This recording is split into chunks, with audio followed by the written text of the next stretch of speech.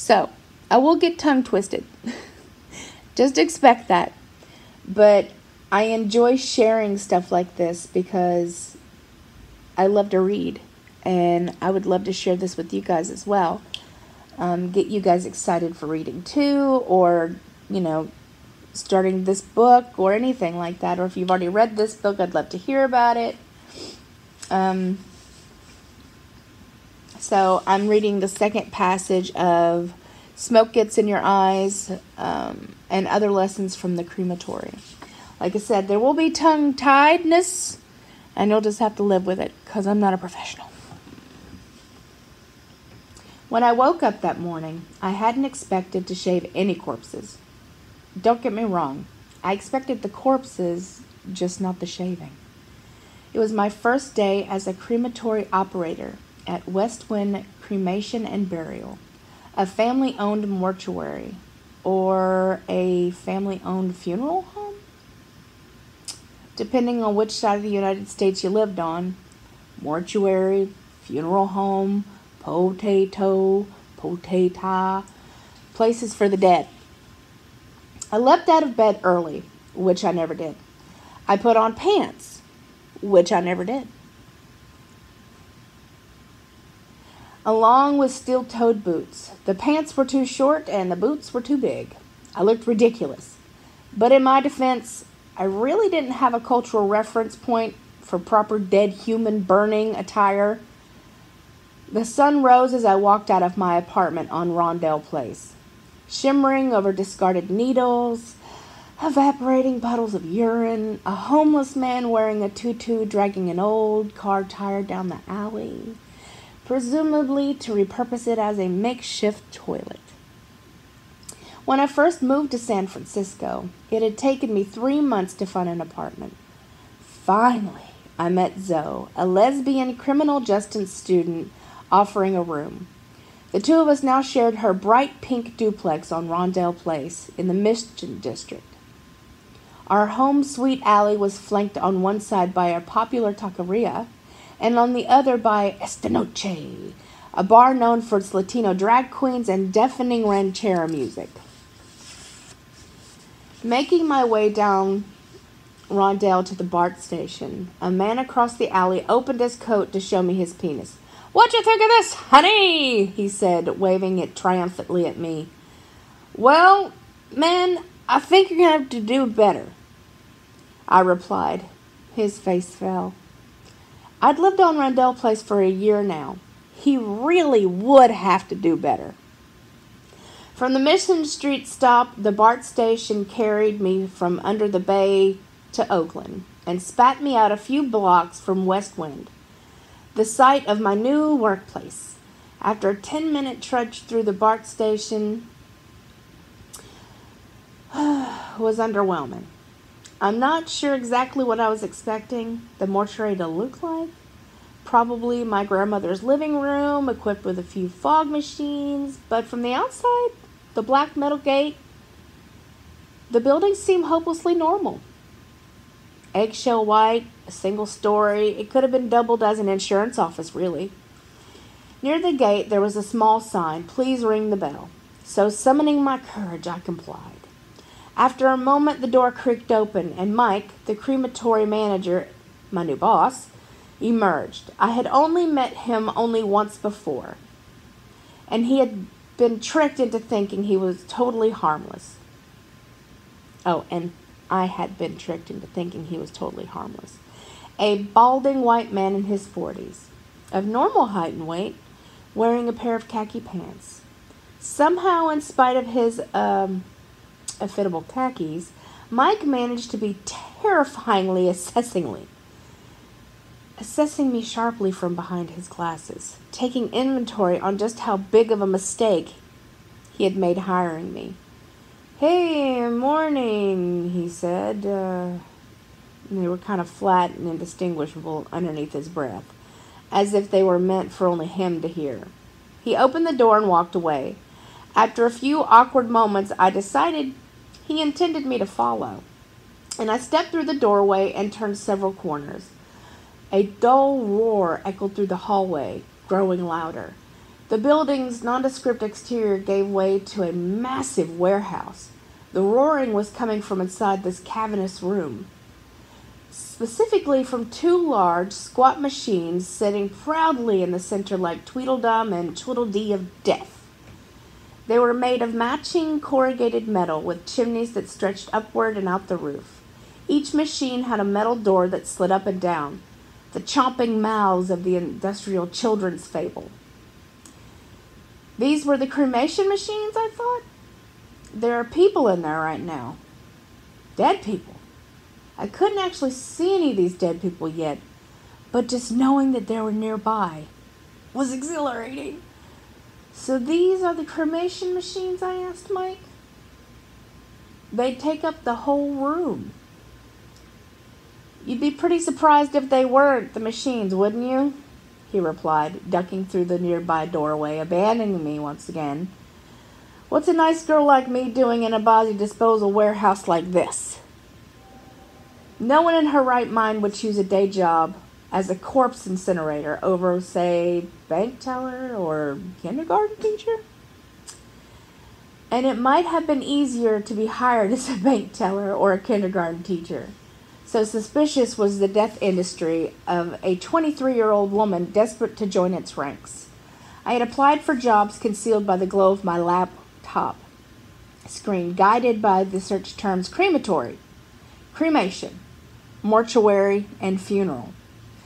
The reply to my job inquiries, if there were any at all, was, "Do you have any cremation experience?"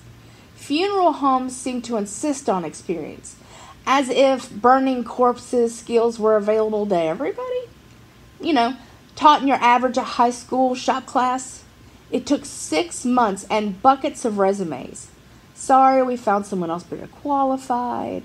Before I was hired at West Wind Crematory and Burial. My relationship with the dead had always been a complicated one.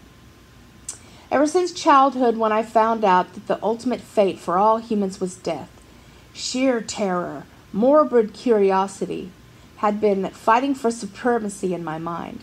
As a little girl, I would lie awake for hours waiting for my mother's headlights to appear in the doorway, convinced that she was lying broken and bloody on the side of the highway, flecks of shattered glass stuck to the tips of her eyelashes. I became functionally morbid, consumed with death, disease, darkness, yet capable of passing as a quasi-normal schoolgirl. In college, I dropped the pretense, declaring my major as medieval history, and spent 4 years devouring academic papers with the names like Necrophantasy, a Myth, Interpretation of Death Amongst the Natives of Pago Pago. I was drawn to all aspects of mortality. Bodies, rituals, grief. Academics' papers had provided a fix, but they weren't quite enough. I wanted the harder stuff, real bodies, real death. Mike returned pushing a squeaky-wheeled gurney bearing my very first corpse. There's no time to learn the cremation machines, he said today, so you're going to have to do me a favor. Give this guy a shave, he requested nonchalantly. Apparently the dead man's family wanted to see him one more time before he was cremated. Motioning for me to follow, Mike wheeled the gurney into a sterile white room just off the crematory, explaining that this is where the bodies are prepared. He walked over to a large metal cabinet and pulled out a pink plastic disposable razor. Handing it to me, Mike turned and left, disappearing for a third time. "Good luck," he called over his shoulder. As I said, I hadn't expected the corpse shaving, but there I was. Mike, though absent from the preparation room, was watching me closely. This was a test. My introduction to this harsh training philosophy. Sink or swim. The new girl who had been hired to burn and occasionally shave corpses. And I would either A, be able to handle it, or B, not be able to handle it. There was no to be hand-holding, no learning curve, no trial period. Mike returned a few minutes later, stopping to glance over my shoulder. "Look! Here! No! This direction." His hair was growing. Short strokes. Right? When I wiped the last bits of shaving cream from Byron's face, he looked like a newborn babe. Not a nick or razor burn in sight. Later that morning, Byron's wife and daughter came to see him. Byron was wheeled into West Wing's viewing room and draped in white sheets. A floor lamp fitted with a rose-colored light bulb cast a calm glow over his exposed face, far more pleasant than the harsh fluorescent bulbs in the preparation room. After my shave, Mike had worked some kind of funeral magic to close Byron's eyes and gaping mouth. Now, under the rose lighting, the gentleman almost seemed serene. I kept expecting to hear cries from the viewing room, "Dear God, who shaved him like this?" But to my relief, none came. I learned from his wife that Byron had been an accountant. For 40 years, a fastidious man, he probably would have appreciated the close shave. Toward the end of his battle with lung cancer, he couldn't even get out of bed to use the bathroom, let alone wield a razor. When his family left, it was time to cremate him.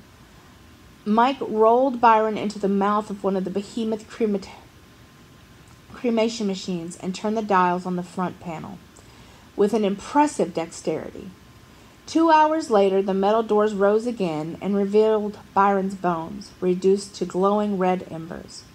Mike brought me a metal pole with a flat rake on the end. He demonstrated the long strokes required to pull the bones from the machine. As what remained of Byron fell into the waiting container, the phone rang. It boomed loudly through the speakers in the ceiling, installed specifically to be heard over the thunder of the machines. Mike tossed me his goggles and said, "You finish raking him out. I gotta grab the phone." As I scraped Byron's body out of the cremation machine, all I saw was the skull. It was fully intact. Looking over my shoulder as to see if anyone living or dead was watching, I carefully inched it towards me. When it was near enough to the front of the chamber, I reached down and picked it up. The skull was still warm. I could feel its smooth, dusty texture through my industrial-grade gloves. Byron's lifeless eye sockets stared up at me as I tried to remember what his face looked like as he slid into the flames just 2 hours beforehand. It was a face I would have known rather well after our barber-client relationship, but that face, that human, was gone. Mother Nature, as Tennyson said, is red in tooth and claw, demolishing every beautiful thing she has ever created. Bones reduced to their inorganic elements by cremation, becoming brittle. As I turned the skull to the side for a better look, the entire thing crumbled in my hand, the shards trembling into the container through my fingers. The man who was Byron, the father, husband, accountant, was now entirely past tense. I got home that evening to find my roommate Zoe on the couch sobbing. She was broken-hearted over a married man she'd fallen for on a recent backpacking trip to Guatemala. A blow to both her ego and her lesbianism. "How was your first day?" she asked through her tears. I told her all about Mike's silent judgment, about the introduction to corpse shaving, but decided not to tell her about Byron's skull. That was my secret, along with the strange, perverse power I had felt in that moment as skull crusher of the infinite universe. As the sound of the ranchero music from Esta Noche blasted me to sleep, I thought of the skull lodged in my own head, how it would one day emerge after everything that could be recognized as Caitlin, eyes, lips, hair, flesh, when it was no more. My skull might be crushed too, fragmented by gloved hands of some hapless 20-something, just like me.